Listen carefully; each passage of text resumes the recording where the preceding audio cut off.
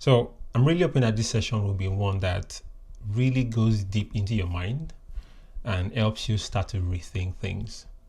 You know, there's something no one tells you about chasing freedom. The freedom we so-called think is the best thing in the world. We want to no longer work for someone, do your own thing, be your own person. But it often starts by trapping yourself, right? You quit your job, you start the business, you claim your independence, but somewhere along the way you realize you've never worked this hard and you've never felt this stuck. But that's the reality of a lot of us who call ourselves entrepreneurs, creators, solopreneurs, whatever kind of preneur you want to call it. And I really want you to, understand the things that I'm taking you through today. Because if you really want to know more about the life that really breeds freedom, the one that gives you all the experiences you think you need to have, it creates room for you to do what you want to do and live the life you really enjoy, then today's talk, maybe lecture, I just hope it's quite short and we hit the nail in the head. Now, I want to talk to you about the kind of freedom we chase that actually steals our peace. The kind that looks great on Instagram, but feels like quiet exhaustion behind the scenes, And the truth is, we often call freedom, or what we sometimes call freedom, is just control, but with a different outfit. And if you don't redefine it, we will be building businesses, brands, and lives that look successful, but feel heavy, exhausting, and unattainable sometimes. So if I take you on this journey, I need you to know a few things. That this idea, it first hit me during a phase of burnout. It was a season where I thought I had control of my time, my work, my decisions. But at the same time, I felt trapped more than ever. And that was when I realized that just because you run your own thing doesn't mean you're free. And if I'll put this plainly for you, right? The only way I can explain it now is that if things stall or take a pause the moment you step away, you haven't built independence. You've just built dependency around yourself. And while that might not be the worst thing in the world, I don't want you to confuse this with real freedom. Now, I don't know what you've thought about today or how you've come about this session, but I need you to understand that being here means two things. One is you're tired of wasting time on things that don't bring you results, and you genuinely want to get out of this bubble of entrepreneurship, content creator, freelancer, and all of those things. And I think I would start by letting you in on what I call the illusion of freedom. Now, we've sold ourselves this idea, which I mentioned earlier. It is quit your job, build a brand, become your own boss. That's freedom, right? It seems like freedom, to be honest. But many freelancers, content creators, one thing we realize is that you've traded one type of stress for another. Instead of answering to a boss, you now answer to clients, to audiences, to algorithms. And don't get me started on the hours. The hours, they get longer, the pressure gets higher. And the result of all of this is burnout with no sick pay. Just let that sink in. All of these things, you're putting in the hours, burning, just over and over again, you're going all out. It leads to burnout with no sick pay. If anything happens to you today, nothing really changes.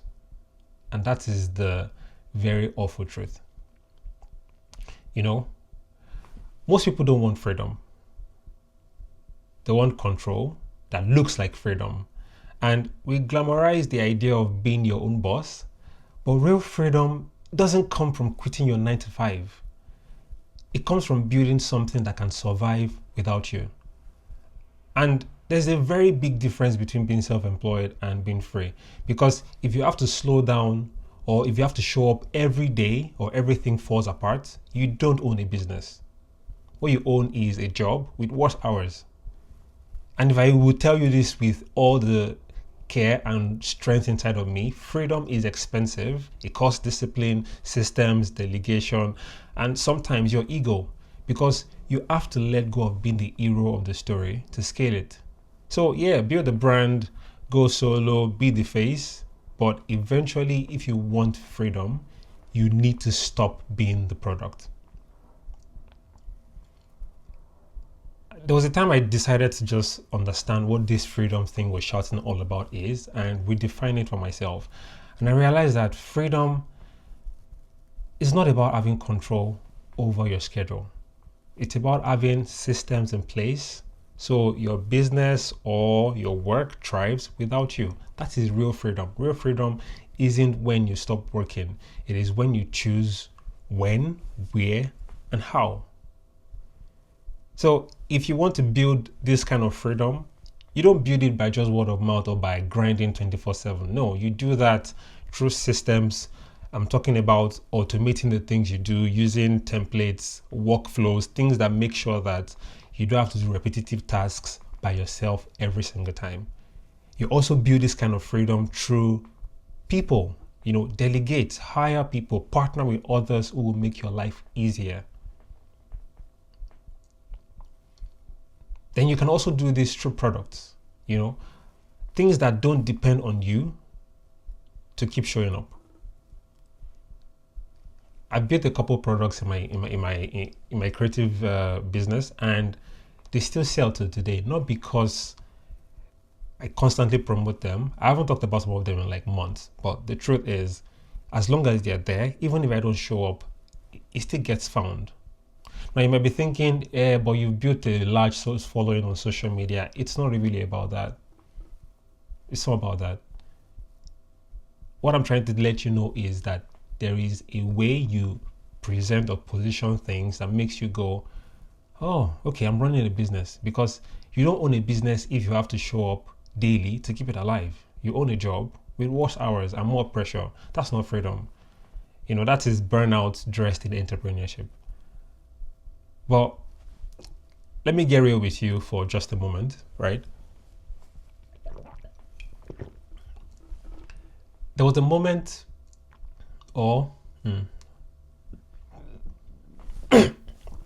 sorry. There was a point when I was doing everything, I was designing, emailing, posting content, taking client calls, even doing customer support, my Instagram and all of that, taking DMs. And yes, I was proud. I told myself, this is the hustle. But deep inside, I was burning out. Not because I didn't love the work. I really did. I honestly did. I still do. But because I had built a trap, one that looked like success from the outside, but on the inside, it felt like a prison. And remembering this just makes me, laugh. One day, my wife looked at me and said, Dim, you now work more than when we first met. She said, it's like you're doing 1,000,001 things, but you're not hitting the real target. And that cut really deep because she was right. That was the moment I started, changing things. I started building systems, I started hiring people, I started delegating. And this part, I started trusting people to be able to execute the way I would. And slowly, even painfully, I began trading control for freedom, which should be the goal for most of us. And I think I'll just talk to you, if you're a creator right now, just for a moment. If your content, the product, the funnel, the brand, if that is you, okay, I don't think I said that right. Okay, so if you're the content, if you're the content, the product, the funnel, the brand, you are also the bottleneck. And you won't be able to rest, you won't be able to scale. And the weird part is that when life hits hard, whether it is family, your health, or mental fatigue, which happens often, everything stalls.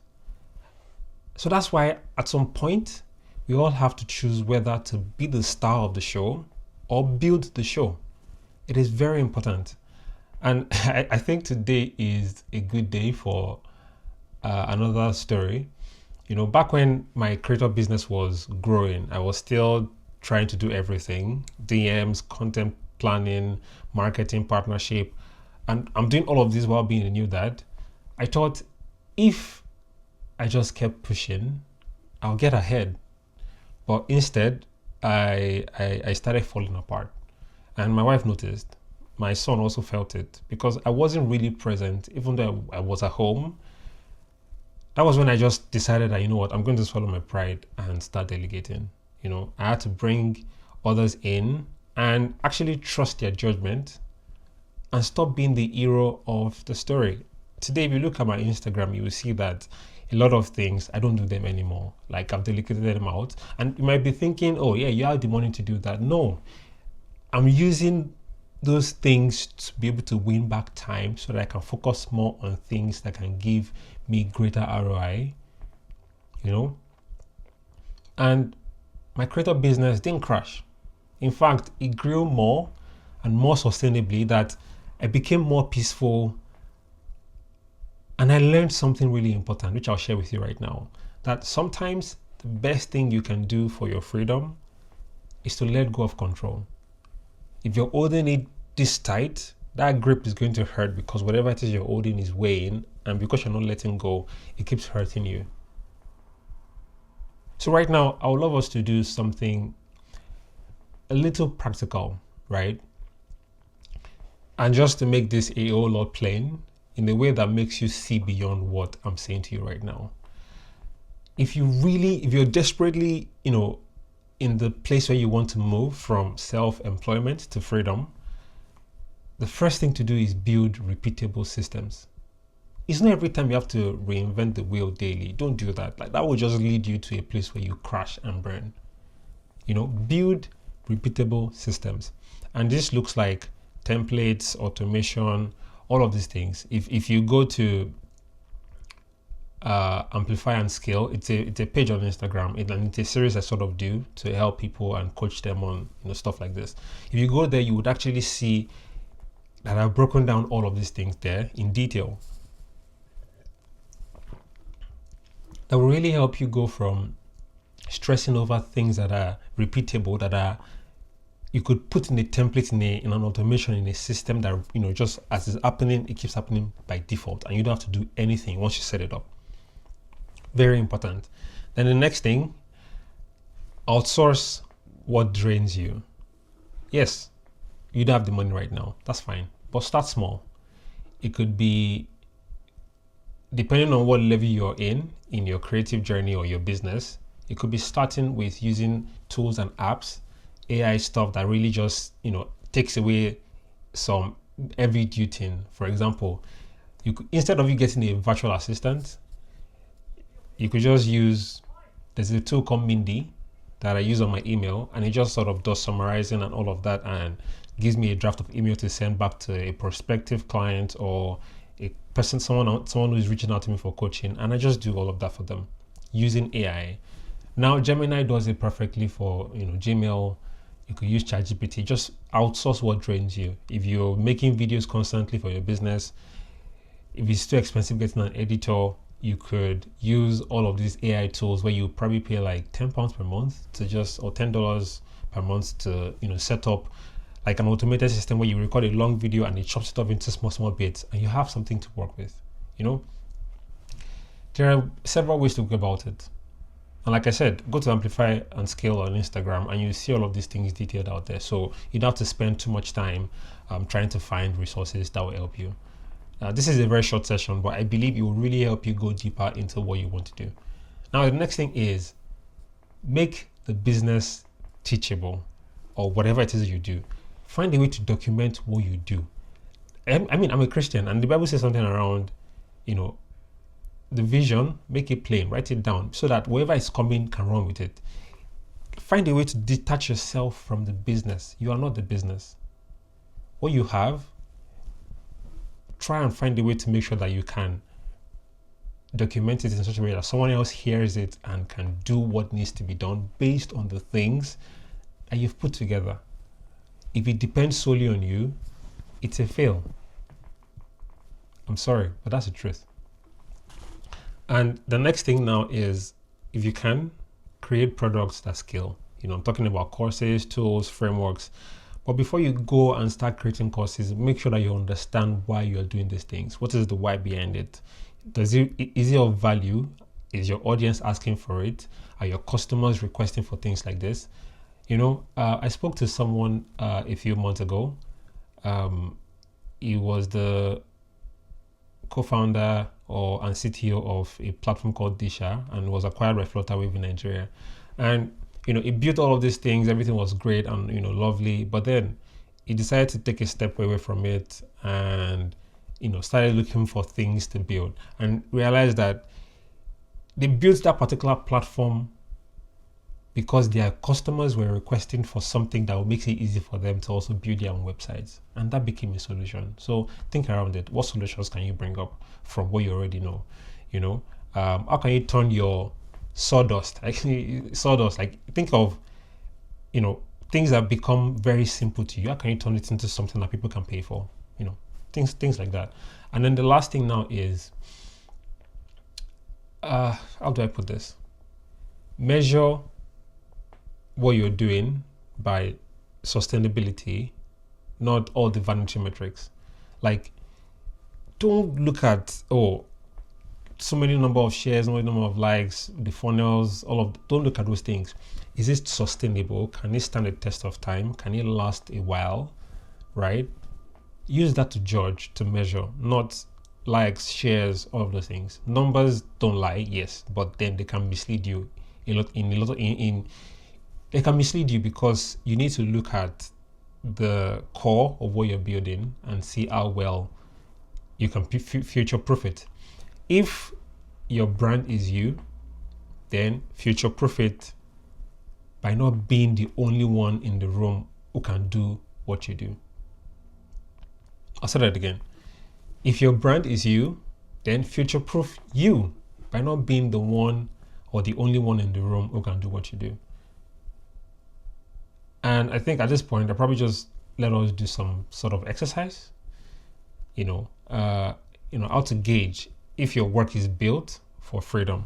And I think, let me just note this down so I can reference it again.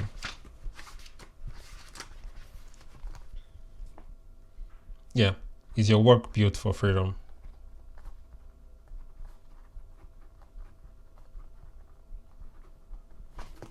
Now,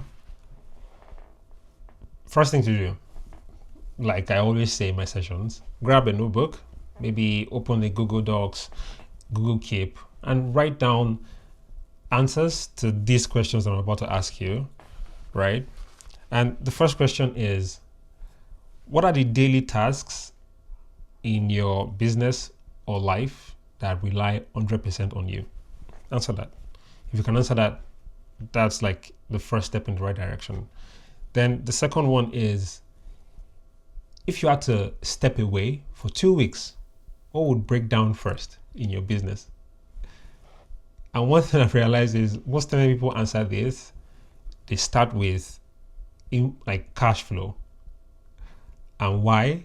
Because if you step away, you have to be the one doing these things. So if you step away, nothing happens.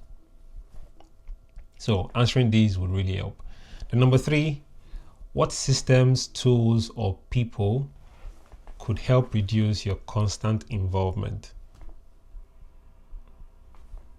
Answer that.